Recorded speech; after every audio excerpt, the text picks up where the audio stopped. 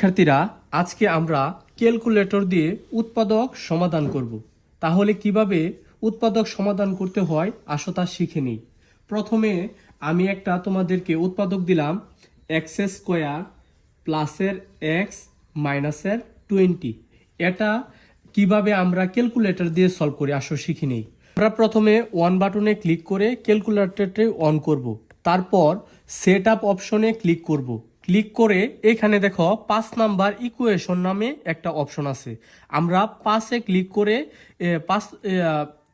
4টা অপশন পেয়ে যাব। এই 4টা অপশনের মধ্যে 3 নাম্বার একটি অপশন আছে, তা দিয়ে আমরা এক্স স্কোয়ার রিলেটেড যে উৎপাদকগুলো আছে সবগুলো সলভ করতে পারি। তাহলে আমরা 3-তে ক্লিক করব। আমি আবারও তোমাদের বলে দিচ্ছি, প্রথমে আমরা সেট আপে গিয়ে 5 নাম্বারে ক্লিক করব, তারপর 3 নাম্বারে ক্লিক করব, তারপর এখানে দেখো যে উৎপাদকগুলা আছে তার মানগুলা বসিয়ে দিলেই হবে। এখানে দেখো এক্স স্কোয়ার আছে, তার সামনে কোনো সংখ্যা নেই। যদি কোনো সামনে সংখ্যা না থাকে তাহলে আমরা তার সহগ 1 ধরে নেই।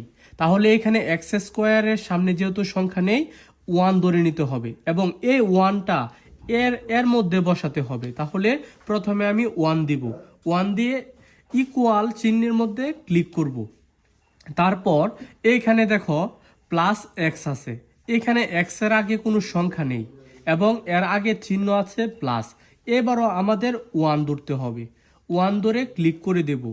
তারপর এখানে দেখো -20 আছে, এই -20 বসিয়ে দেব।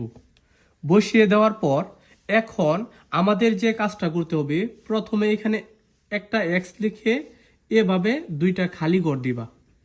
এভাবে 2টা খালি ঘর দেওয়ার পর এখানে উত্তরের মধ্যে ক্লিক করবা। দেখো এখানে 4 আইছে।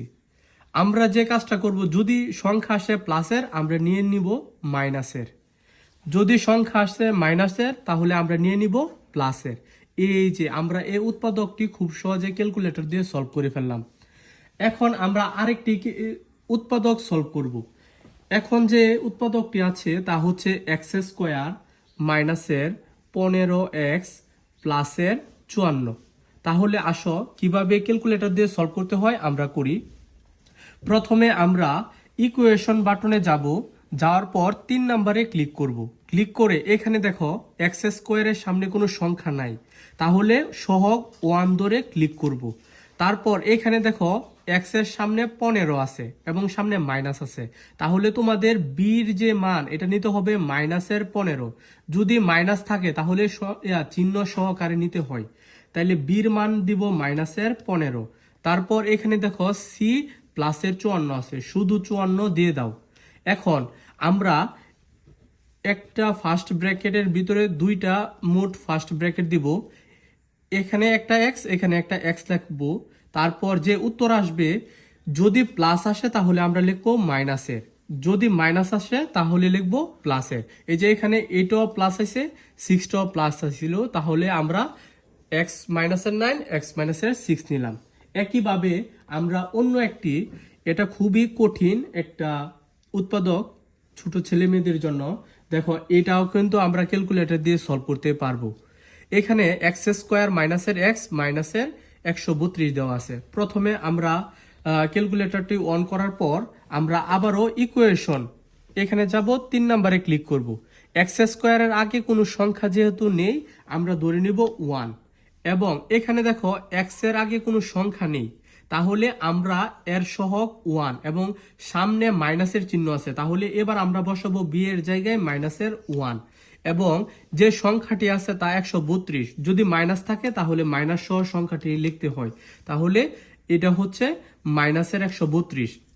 এবার আমরা এক্স এবং ফার্স্ট ব্র্যাকেট, এরপরে এক্স এবং ফার্স্ট ব্র্যাকেট দিব।